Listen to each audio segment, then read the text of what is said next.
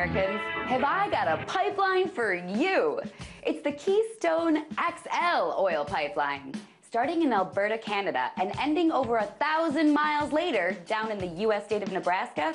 I think it's fair to say that the XL stands for extra large, and that's just how we Americans like everything, am I right? The purpose of this pipeline is to transport crude oil from Canadian oil sand pits down to American refineries, where we can turn that crude oil into sweet, sweet energy for our cars and malls and iPads.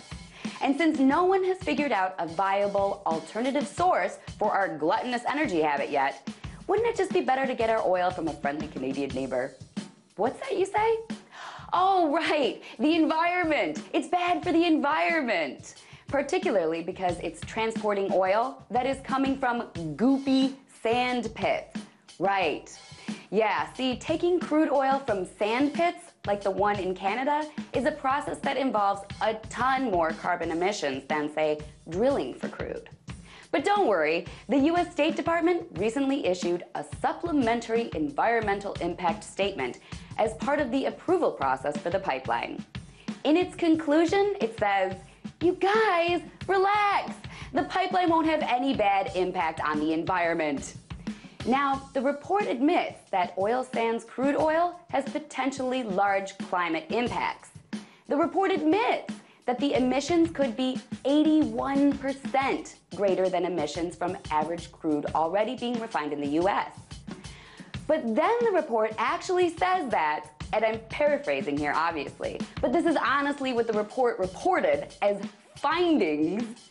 It says that, people are going to want that sweet Canadian energy.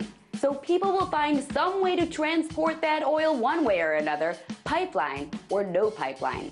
That is their logic. Market analysis, they call it. That's what is central to our Department of State's assessment that this pipeline will have no significant impact on our environment. Because even if we don't build this pipeline, the market demand is strong enough to just assume that someone else will build some other way to get all that oil out of that big old sand pit. So the environmental impact is somehow therefore nullified. Now we are in the meaningful comments phase of the pipeline project. That's how this works. People apply for permits, federal agencies issue their dumb reports and findings, and then we have this comment phase where we all are allowed to give our 2 cents, and supposedly the government listens. Well, here's my 2 cents, US government. I know you're probably going to build your damn pipeline no matter what I say. The only thing that might stop you is if you figure out a way to get more oil more cheaply.